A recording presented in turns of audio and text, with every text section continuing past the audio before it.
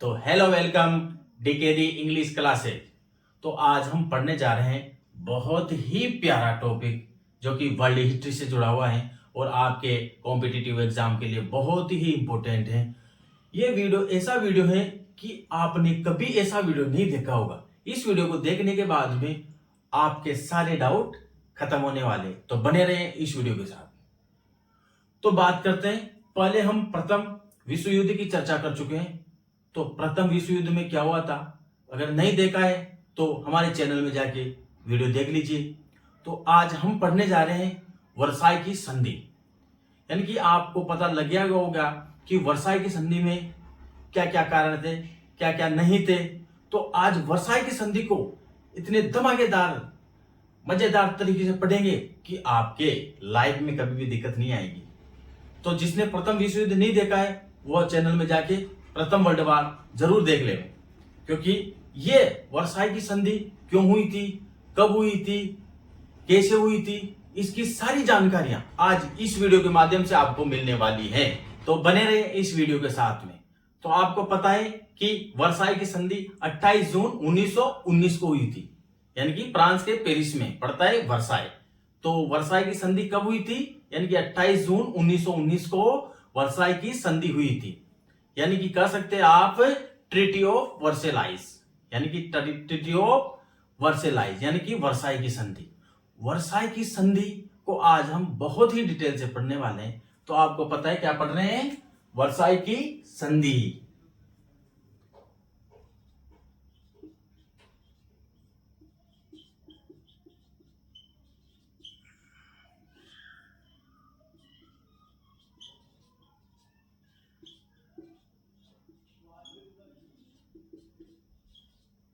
यानी कि treaty of Versailles, यानी कि कब हुई थी,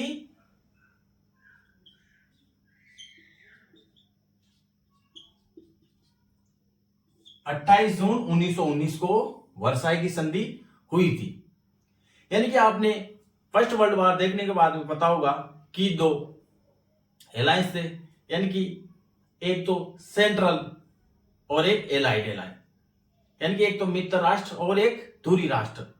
तो उनमें आपको पता है कि एक सेंट्रल जो भी कंट्री थे, जिसमें इटली था, जर्मनी था और ओटोमन साम्राज्य था। तो ओटोमन साम्राज्य को आप समझ सकते हो कि ओटोमन साम्राज्य यानी कि आज का तुर्की समझ सकते हो। तो एक साइड में तो बहुत सारे कंट्री थे और एक साइड में ये था।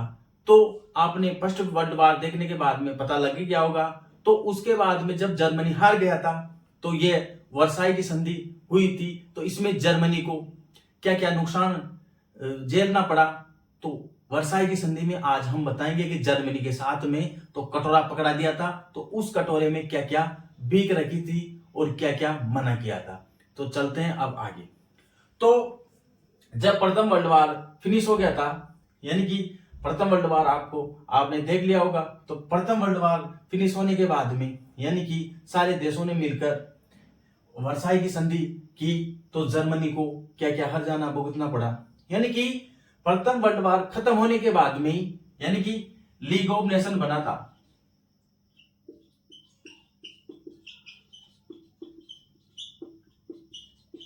यानी कि 1920 में लीग ऑफ नेशन यानी कि राष्ट्र संघ बना था।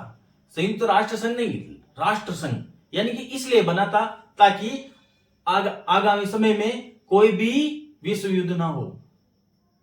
तो ये संघ बना था, लेकिन क्या ये कामयाब हो पाया? नहीं, क्योंकि सेकेंड वर्ल्ड वार भी हो गया। तो ऐसी वर्साई की संधि में क्या क्या किया गया, जर्मनी से क्या क्या हथियाए गए, तो देखते हैं।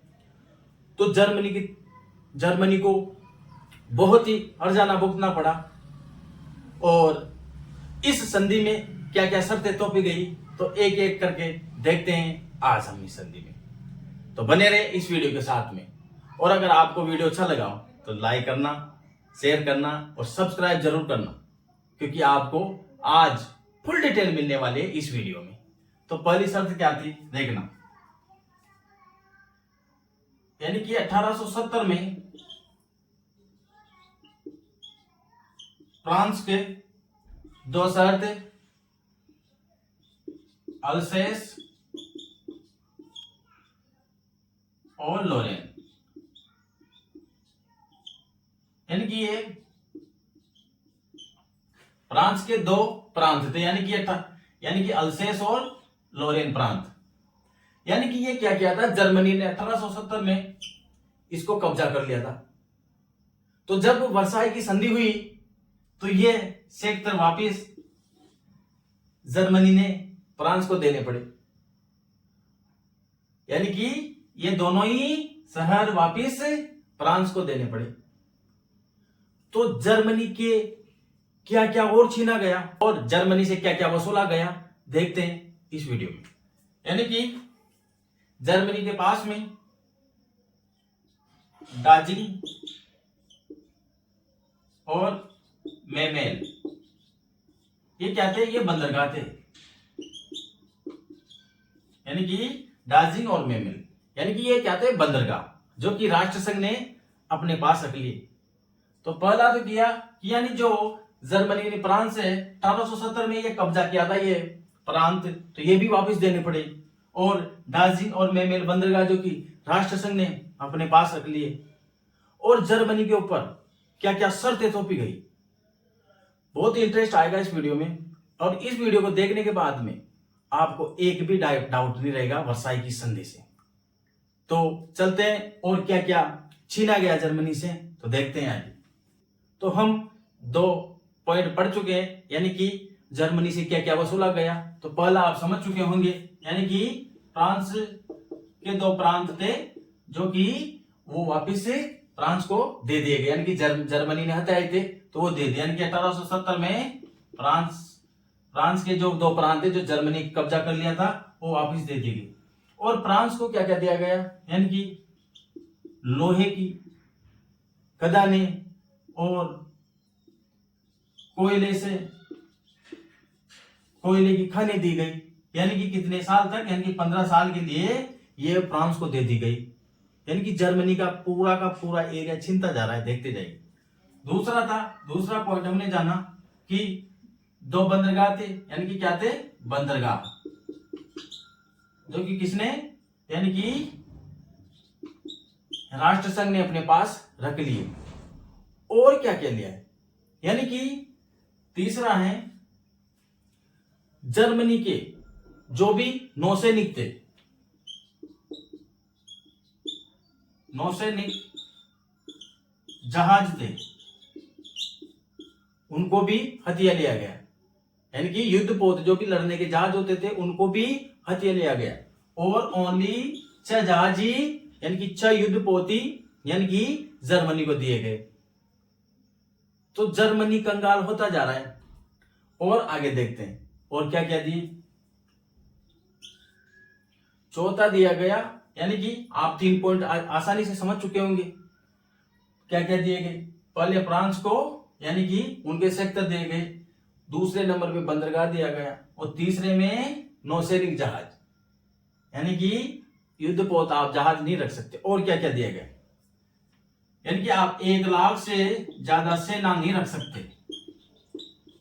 यानी कि क्या कहा गया, 1 लाख से ज्यादा सेना नहीं रख सकते। तो जर्मनी की कमर तोड़ दी पूरी वर्साई की संधि ने, यानी कि 1 लाख से ज्यादा आप सेना नहीं रख सकते हैं और नहीं आप हथियार बना सकते हो। तो यानी कि जर्मनी का तो बिल्कुल ही बैकबोन तोड़ दी गई। तो यानी कि वर्साई की संधि आगे जाके आपको पता सेकेंड वर्ल्ड वॉर का कारण बनेगी। तो आप देख लीजिए, यानी कि जर्मनी को कैसा बिहेवियर किया जा रहा है जर्मनी के साथ में, और क्या क्या किया गया।